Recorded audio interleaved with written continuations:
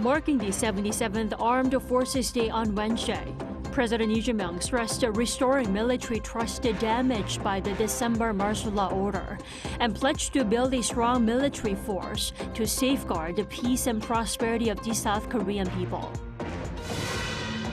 Seoul and Washington agreed to define the rules for U.S. business visas, which is expected to allow for a smoother entry of Korean workers pursuing and managing projects in the U.S. Outbound shipments reached an all-time high in September, thanks to strong demand for semiconductors and automobiles. Today, October 1st, marks Armed Forces Day here in South Korea.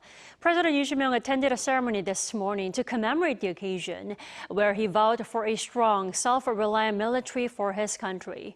Our Presidential Office correspondent Song Yoo-jin leads us tonight. In his first Armed Forces Day address, President Lee Jae-myung began by calling on South Korea's military to swiftly restore public trust. 국민을 지켜야 할 군대가 국민을 향해 총을 겨누는 일은 앞으로 어떤 경우에도 결단코 있어서는 안 됩니다. He was referring to the mobilization of troops during last December's martial law declaration under his predecessor. Speaking at a ceremony marking the 77th anniversary of the founding of the country's armed forces, South Korea's commander-in-chief stressed that the military must safeguard peace and prosperity for the people. And in a rapidly changing security environment, Lee says maintaining peace, or a secure state free from the fear of war, requires robust self-defense capabilities. 북한 GDP의 1.4배에 달하는 국방비를 지출하는 세계 5위 군사력을 갖춘 우리 국방력에 대한 높은 자부심과 굳건한 믿음의 기초에 강력한 자주 국방의 길로 나아가야 합니다. To that end, the president pledged to restructure the armed forces with cutting-edge technologies.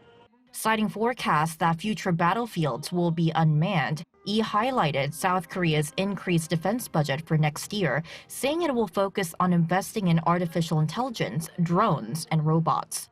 At the same time, South Korea will take back wartime operational control from the United States, which President Lee aims to accomplish within his 5-year term. 굳건한 한미 동맹 기반 위에 전시 작전 통제권을 회복하여 대한민국이 한미 연합 방위 태세를 주도해 나가도록 하겠습니다. While peacetime operational control was transitioned to Seoul in 1994, wartime control remains with Washington.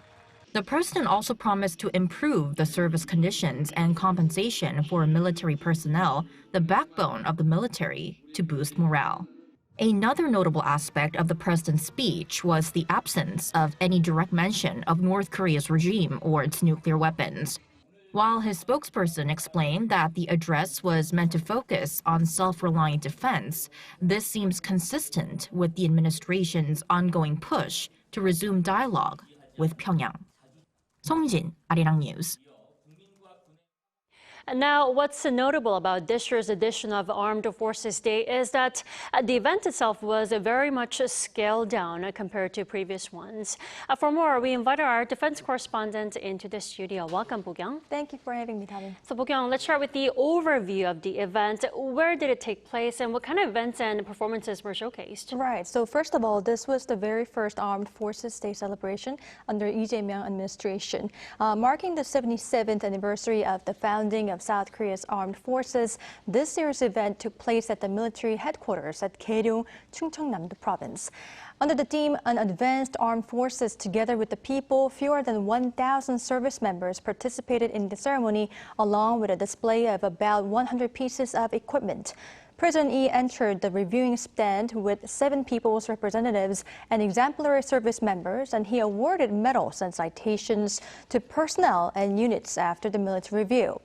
A notable part of the ceremony was a joint civilian-military taekwondo demonstration showing how the ceremony underlined being with people, which was followed by a flight past of rotary and fixed-wing aircraft formations, along with the Air Force's Black Eagles aerobatic team carrying out advanced maneuvers. Take a listen to what participants of the ceremony had to say. It was an honor to be able to perform in front of the soldiers who protect our country, and it allowed me to feel an even deeper sense of patriotism. It is an honor to take part in the 77th Armed Forces Day. As a future combat capabilities unit, we will serve with dedication to ensure our people's safety. Bo-kyung, I mentioned this earlier. The event itself was smaller in terms of scale. By how much? Right, so it was, like you said, very much smaller in size compared to previous ones. For the 1.5-hour event, fewer than 1,000 personnel took part, just 1/5 the size of last year's that involved around 5,000. Around 100 pieces of equipment, including K2 tanks, Chunmoo multiple rocket systems, were on display. South Korea's domestically developed bunker buster missile, the Hyunmoo-5, and multi-purpose stealth drone were also showcased, but this again was significantly smaller than last year's total numbers of equipment, which was over 300. Even the budget for this year's event was just about a third of last year's 7.2 billion Korean won, according to the Armed Forces Day planning team. The most noticeable difference was the absence of a city parade.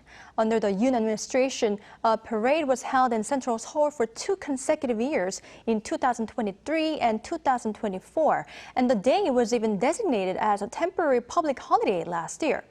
Considering the fact that the parade is usually held once every 5 years and none took place under the Moon Jae-in administration, the Yoon government's decision was indeed quite rare. But the fact that this year's did not have the city parade made it look much more downscaled.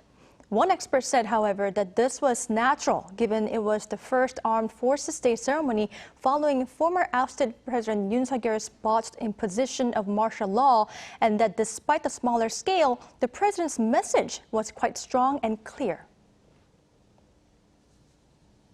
He emphasized on the not just scale or new weapon system, but rather focusing on the its message, especially to the world and to domestic audience, on how Rock Army became the more independent forces and global stage forces capability based on the its key defense industry, also open transfer plan, and definitely as well as Rock-U.S. alliance system. Now, Bo-kyung, before we let you go, the defense minister held a press briefing with reporters ahead of the Armed Forces Day event. Anything special he had to say there? Right. So the South Korea's defense chief An Kyu-baek held talks with defense ministry reporters on Tuesday night, and he shared his thoughts on a variety of issues. Regarding the transfer of wartime operational control, he said the process is going on systematically, stably, and proactively, and that South Korea and the U.S. will continue consulting to secure the necessary capabilities as soon as possible to complete the verification. There were also some questions on the possibility of a U.S. forces Korea withdrawal, to which he replied that there has been no discussion whatsoever over the forces withdrawal nor a reduction, and that Washington fully shares the view with Seoul that a stable USFK stationing was important for peace on the Korean Peninsula. When it comes to the September 19th military agreement, the minister said restoring this should be done through dialogue, and that the South Korean military would not unilaterally halt its exercises. All right, Bo-kyung, thanks for coming in tonight. We appreciate it. Thank you.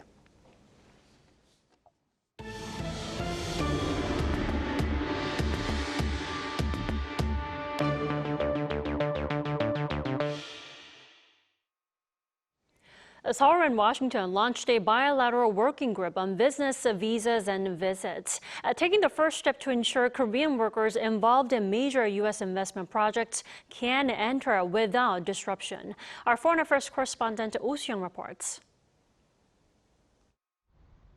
Seoul and Washington have agreed to clarify the rules for U.S. business visas in a move to ensure the smooth entry of Korean professionals driving multi-billion-dollar investment projects in the United States.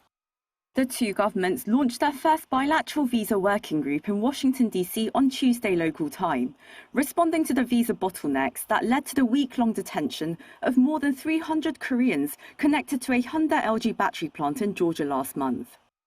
Of those arrested, 170 were on short-term ESTA travel visas and 146 were on B1 or B2 visas. While they were released after a week, their detainment was highly questionable as US State Department rules allow B1 holders to train local staff and install equipment.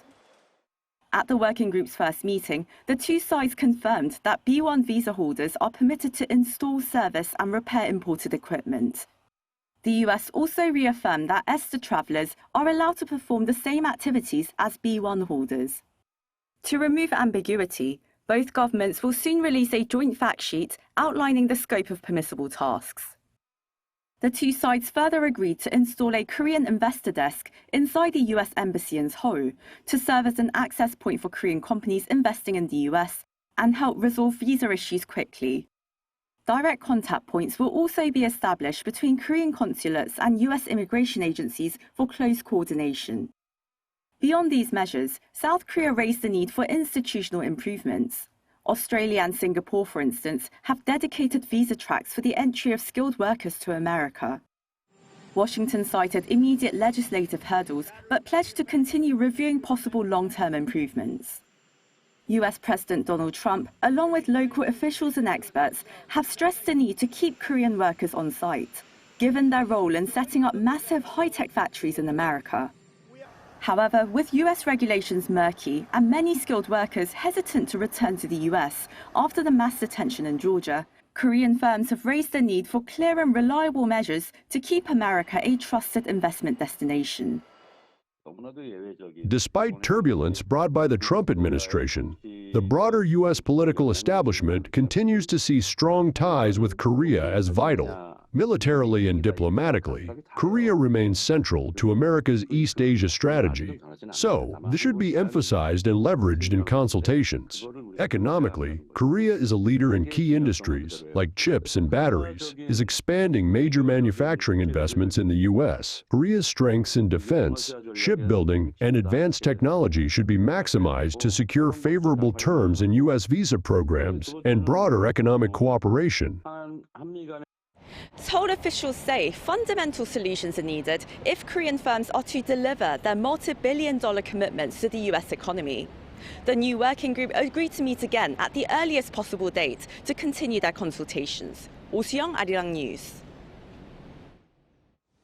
Former Foreign Minister Kang Kyung-hwa has been appointed ambassador to the U.S. This is according to the Foreign Ministry here on this Wednesday. During her tenure as a foreign minister, she oversaw South Korea's diplomacy during the first Trump administration. After stepping down from the ministry in 2021, Kang has been heading the Asia Society in the U.S. She was the first woman to serve as foreign minister in South Korea's modern history, and now also the first woman to be appointed ambassador to Washington. In other news, for the month of September, South Korea's exports grew at an all-time high on the back of chips and autos despite U.S. tariffs. Our correspondent Kim Do-yeon has the details. South Korea's exports set a new record in September, reaching $65.95 billion, a 12.7% increase year-on-year. According to the Ministry of Trade, Industry and Energy on Wednesday, this all-time high surpasses the previous record from March 2022 and marks the fourth consecutive month of export growth.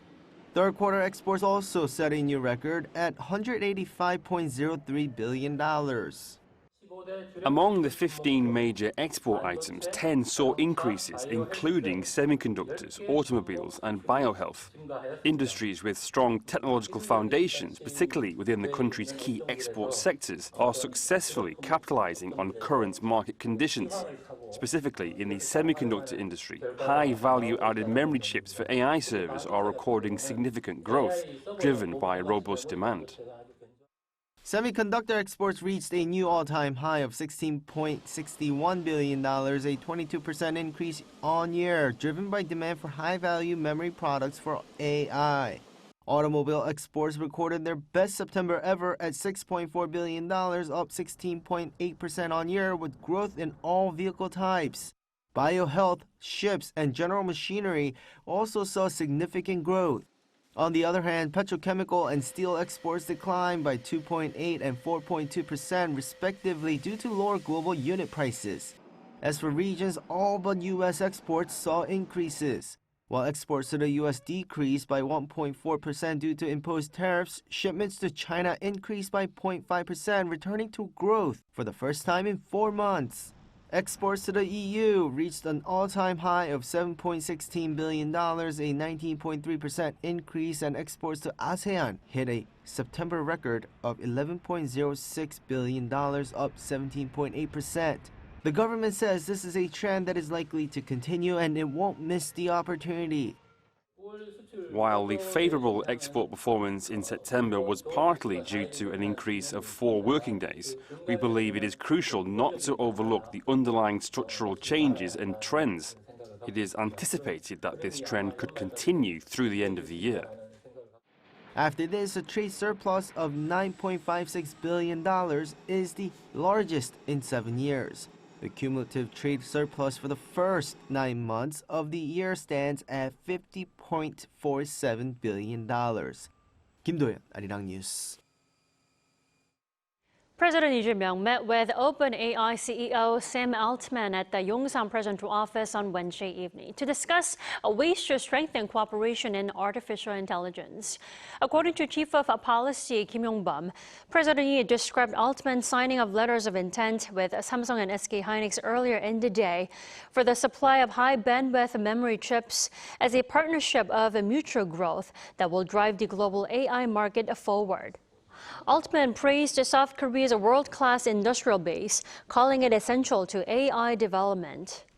Also on Wednesday, South Korea's Science Ministry signed a memorandum of understanding with OpenAI to boost the country's AI ecosystem. Now, as part of that effort, 2 data centers will be built, one in Jeollanam-do province and another in the city of Pohang in Gyeongsangbuk-do province.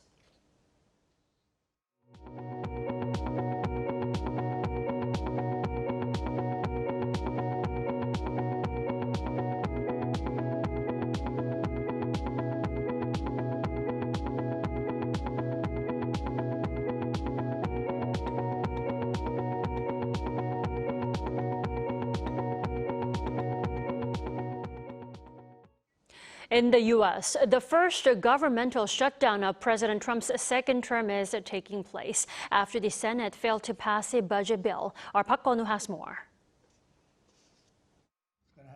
Donald Trump once again faces a government shutdown starting October 1st local time. Unlike the record-long partial shutdown in late 2018 during his first term, this time it's a full shutdown as Congress has failed to pass any of the 12 appropriations bills to fund the government. The competing short-term funding measure failed to pass in the Senate by Tuesday, the last day of the 2025 fiscal year, after the 55-45 vote fell short by 5. Republicans wish to keep current spending levels until November 21st, while Democrats demanded an extension of healthcare tax credits. Republicans are plunging America into a shutdown, rejecting bipartisan talks, pushing a partisan bill, and risking America's health care, worst of all. Trump blamed Democrats. They wanted to be able to take care of people that have come into our country illegally, and no system can handle that. And so we're totally opposed on that. Our country can't handle people that come into our country illegally, and they want to give them full health care benefits. He also warned of consequences, including vast numbers of layoffs for federal workers. The Congressional Budget Office estimates around 750,000 workers could be furloughed each day of the shutdown. Essential workers protecting life and property are expected to remain on duty without pay. With no clear timeline, eyes are on whether further negotiations can take place to turn the American government's lights back on. Park Kwon-woo, Arirang News. South Korea today launched a new organization to further enhance the country's cultural sector. The Presidential Committee on Popular Culture Exchange aims to be a platform to drive the country's popular culture beyond borders. An Sung-jin reports. South Korea has launched a new committee to reinforce the country as a true global cultural powerhouse, the Presidential Committee on Popular Culture Exchange, with the aim of enhancing public and private sector collaboration to strengthen the country's cultural foundations. It also aims to bring together the policy capabilities of various government ministries and utilize the creativity and expertise of the private sector. 대한민국과 세계를 잇는 가교로서 교류 협력의 확대와 관련 산업의 성장까지 함께 이룰 수 있도록 큰 역할 해주시기를 부탁드립니다. The committee will be co-chaired by Choi Hee-young, the culture minister, and Park Jin-young, producer and CEO of JYP Entertainment. And at the inauguration ceremony on Wednesday, President Lee further added that the government will actively support efforts for K-pop to emerge as a core industry, driving the future of the Korean economy. Alongside ministry leaders, 26 members from the private sector will also be a part of the 7 subcommittees, which are divided by music, gaming, webtoon, film, lifestyle, investment, and policy. And to further promote K-culture globally, President Lee and producer Park Jin-young toured around the K-culture zone, where K-pop merchandise, posters for icons of K-culture, and top 15 moments in K-culture were on display. Producer Park says that there are aspects of K-pop that already make the genre stand out. K-pop audiences can become one. They're not just observers, but participants. K-pop is different because it uses synchronized light sticks that become an integral part of the performance. The inauguration ceremony was further continued with celebratory performances from K-pop artists LE SSERAFIM and Stray Kids. Their performances incorporated traditional elements, including the lion dance and taekwondo, to further cultivate the pride of Korean popular culture. The Presidential Committee on Popular Culture Exchange, a stepping stone for the ongoing growth of Korea's popular culture to further stretch out to the world. An Sung-jin, Arirang News. Culture Minister Choi Hee-young sat down with World Intellectual Property Organization Director General Darren Tang. On their agenda were ways to better protect K-content copyright and to bolster global partnership. Choi urged the organization to play an active role in tackling overseas violations to ensure the rights of Korean creators. Since 2006, the Culture Ministry here has funded programs of the World Intellectual Property Organization that train copyright experts to promote awareness and support international enforcement and dispute resolution. One of Korea's most celebrated contemporary artists is taking center stage here in Seoul. A retrospective on Lee Bul showcases works that blur the lines between history, technology, and human imagination. Our Pyongyang Young has this story. Step inside, and it feels like entering another universe. A giant silver airship floats above, while a vast mirrored installation pulls visitors into a space of infinite reflections. It's disorienting, playful, and mesmerizing all at once. This is the world of Lee Bul, one of the most influential figures in Korean contemporary art. Visitors were taken in by the complexity of her work. It's pretty amazing how complex some of the structures are, and when you walk through, there's a place where there's all mirrors and you get very disorientated. So it's kind of dystopian, the way that some of the pieces melt down, and it's kind of like this weird city that's almost like set in the future kind of vibes. Glistening surfaces, fractured structures, bunkers and towers all converge into an experience that feels suspended between worlds. Through these works, Lee Bul examines shifting ties between humanity and technology, and nature and civilization, reflecting on the past and present while imagining possible futures. Lee Bul first burst onto the scene in the 1980s with radical performances, suspending her own body from ropes or parading through city streets in elaborate costumes. This brought her international recognition in the following decade, along with the nickname 여전사, or warrior woman, of Korean contemporary art. But today, she has gone far beyond that nickname. What makes her remarkable is that she transcended labels like Korean, Asian, or female artist, and has presented a wide-ranging body of work that reflects deeply on human history and culture. Now in her 60s, Lee Bul is recognized as one of the biggest names in Korean modern art, with exhibitions at MoMA, the Venice Biennale, and New York's Metropolitan Museum of Art. From warrior to world-renowned visionary, Lee Bul has redefined the boundaries of modern art here in Korea. Her retrospective from 1998 to now runs here in Seoul until January before traveling overseas. Hyunyoung, Arirang News.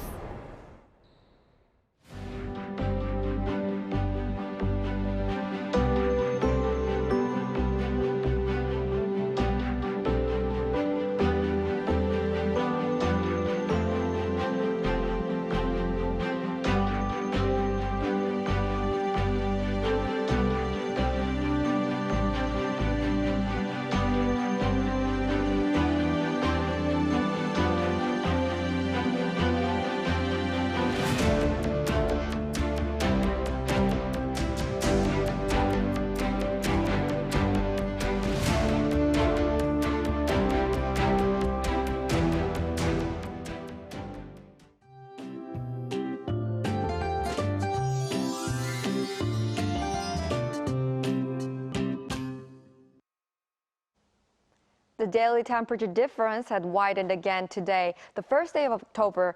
Morning temperatures in most areas started at around 15 degrees Celsius, but the daytime temperatures rose to around 25 degrees.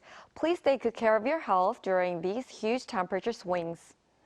Let's look at the weather for the Chuseok holiday. It will start to rain over Jeollanam-do province and Jeju Island from tomorrow night. And on Friday, National Foundation Day, the rain will spread to Gangwon-do province, the Chungcheong-do provinces, and other southern regions. On Sunday and Monday, the day of Chuseok, there's rain forecast for the Seoul metropolitan area and Gangwon-do province. Tomorrow morning, Seoul will start off at 19 degrees, Chuncheon at 16 degrees. Highs will rise up to 25 to 27 degrees throughout the country. Heavier rain is expected around the south coast and Jeju Island this time. That's all for Korea. Here are the weather conditions around the world.